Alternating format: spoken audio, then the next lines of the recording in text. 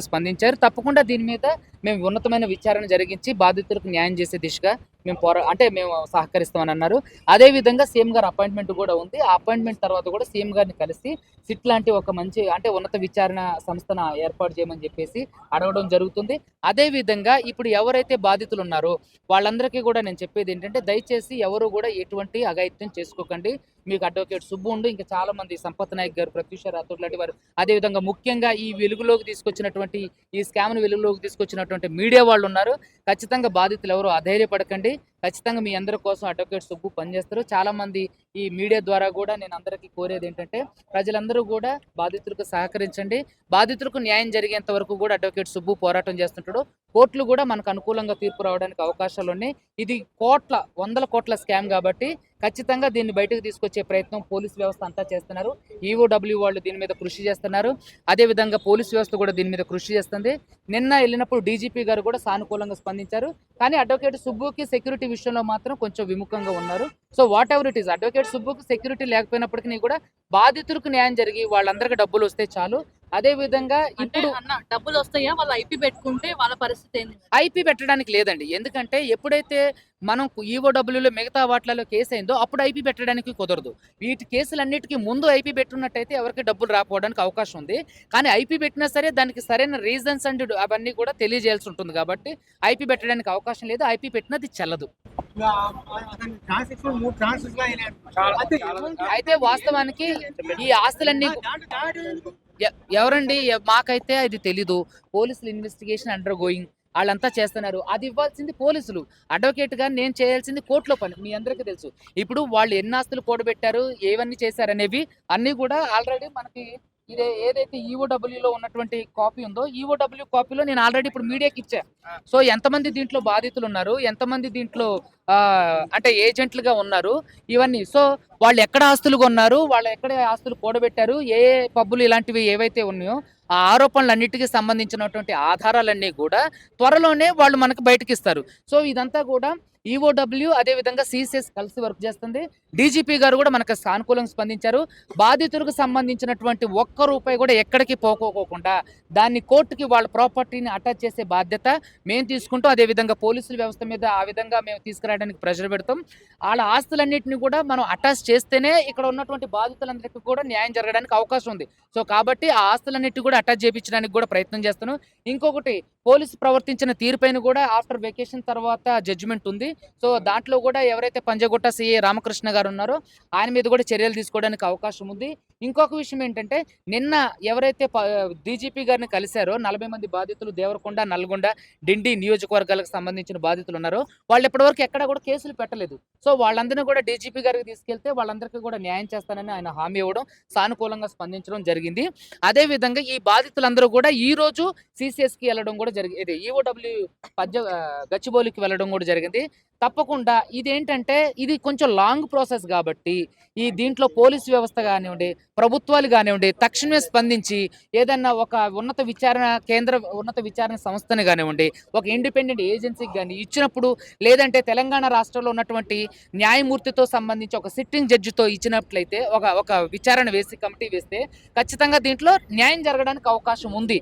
లేదంటే ఇది సంవత్సరాల తరబడి జరిగే ప్రాసెస్. దీంట్లో చాలా వరకు అలా జరిగే ప్రాసెస్లో చాలా వరకు ప్రాణాలు పోయే అవకాశం ఉంది. కాబట్టి నేను తెలంగాణ రాష్ట్ర గవర్నమెంట్ని అదేవిధంగా ఉన్నత న్యాయస్థానాన్ని కూడా కోరుకునేది ఏంటంటే, దీని మీద ఒక సిట్టింగ్ జడ్జితో విచారణ కమిటీ ఏర్పాటు చేస్తే న్యాయం జరగడానికి అవకాశం ఉంది.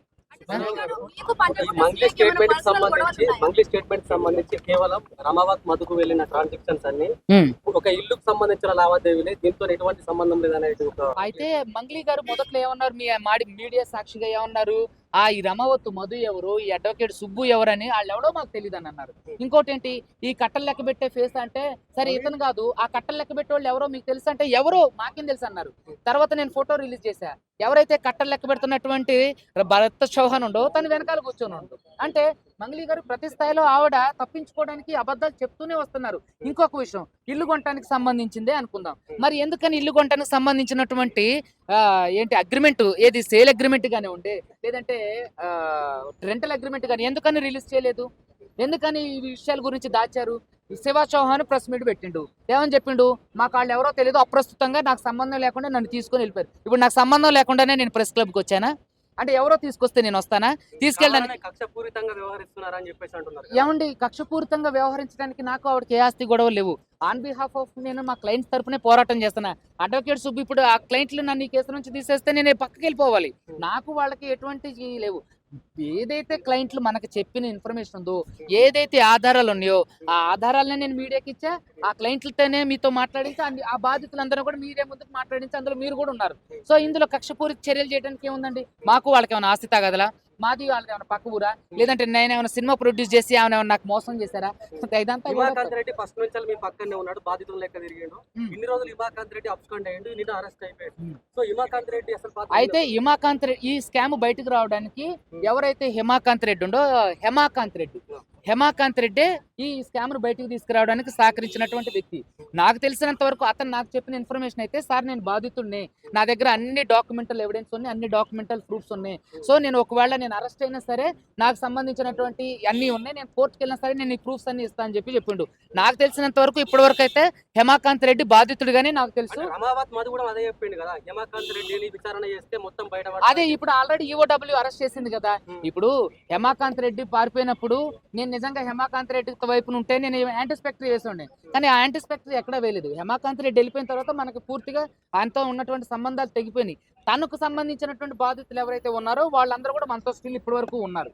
సో వాళ్ళందరూ గద్వాల సిసిఎస్ లో కేసు పెట్టారు, గచ్చిబౌలి ఈఓడబ్ల్యూలో కూడా కేసులు పెట్టడం జరిగింది. సో హేమాకాంత్ రెడ్డి కూడా అరెస్ట్ అయింది కాబట్టి నిజాలు నిగ్గు తేలుతాయి. అలాగే మంగళి వాళ్ళ తమ్ముడు కూడా అరెస్ట్ చేయాలి, ఎందుకంటే అతనికి కూడా బ్యాంక్ ట్రాన్సాక్షన్ జరిగినాయి కదా.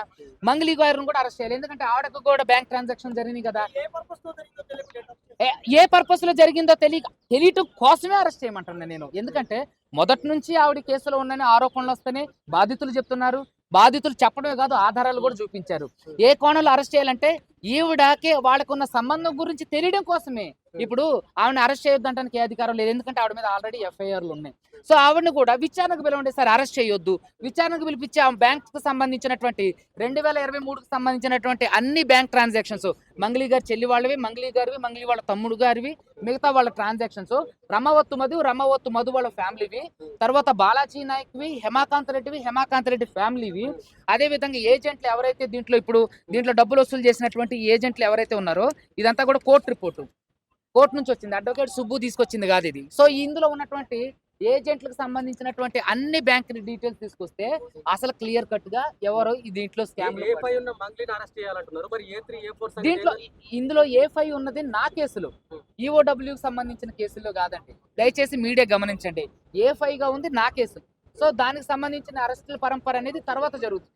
సో ఈఓడబ్ల్యూకి సంబంధించిన కేసు అయిపోయిన తర్వాత ఈఓడబ్ల్యూ ఏదైతే ఉందో వాళ్ళందరూ కూడా విచారణ చేయాలి.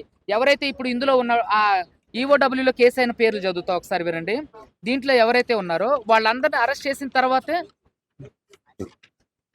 ఇదిగో చూడండి, ఫస్ట్ రమావత్తు మధు, A1 రమావత్తు మధు, ఓకేనా.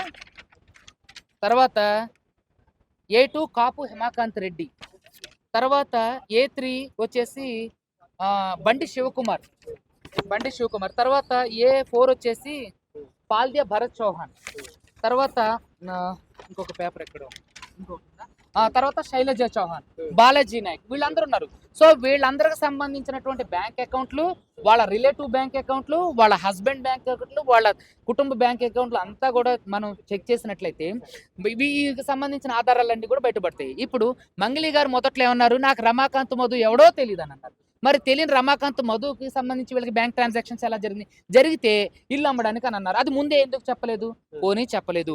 తర్వాత ఇల్లు అమ్మడానికి జరిగిన ట్రాన్సాక్షన్స్ అని చెప్పారు కదా, దానికి సంబంధించినటువంటి ప్రూఫ్స్ అంటే రెంటల్ అగ్రిమెంట్ కానీ సేల్ అగ్రిమెంట్ కానీ ఎందుకని ఎవడు చూపించట్లేదు? ఆయన ఏముండో శివ చౌహాన్ ప్రెస్ మీట్కి వచ్చి ఏం చెప్పిండు, మాకు వాళ్ళకి సంబంధం లేదు, నన్ను అప్రస్తుతంగా నాకు సంబంధం లేకుండా నన్ను తీసుకెళ్ళి. అసలు అది నమ్మడానికి ఏమన్నా అవకాశం ఉందా? అదే మధు ప్రధాన నిందితులందరూ చెప్పేది అదే స్టోరీ. నిందితులందరూ చెప్పేది ఏంటి? నువ్వు దొంగతనం చేసినవంటే ఏమంటాడో, నేను దొంగతనం చేశాను అంటాడా? నిందితులందరూ చెప్పేది ఏంటి? అదే స్టోరీ. అది తేల్చాల్సింది ఎవరో పోలీసులు, ఆ తర్వాత అడ్వకేట్లుగా మేము కోర్టులో ప్రూవ్ చేస్తాం.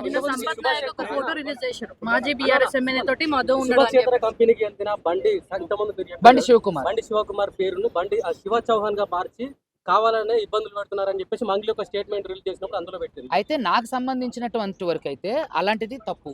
నేను శివాకు సంబంధించినటువంటి అలిగేషన్స్ ఏవైతే నాకు బాధితులు చెప్పారో దానికి సంబంధించిన ప్రూఫ్లన్నీ ఇవ్వడం జరిగింది. ఒకవేళ బండి శివకుమార్కి సంబంధించి వాళ్ళు చేశారంటే అది మేబీ మేము అయ్యి ఉండొచ్చు. ఇంకా మిగతా వాళ్ళు కూడా పోరాటం చేస్తున్నారు, వాళ్ళే ఎవరన్నా అయ్యి ఉండొచ్చు.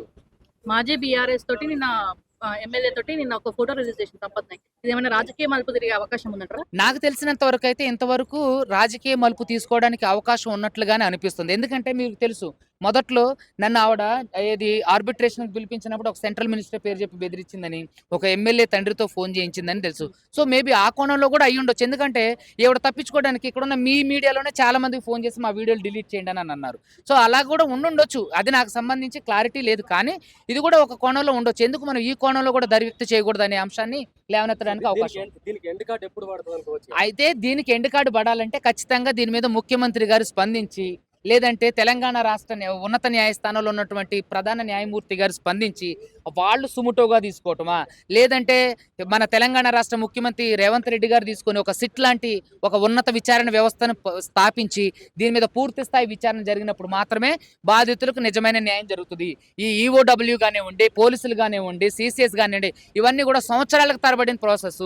ఇందులో బాధితులకు అన్యాయం అంటే వాళ్ళు ఎక్కువ మంది చనిపోవడానికి అవకాశం ఉంది. So thank you.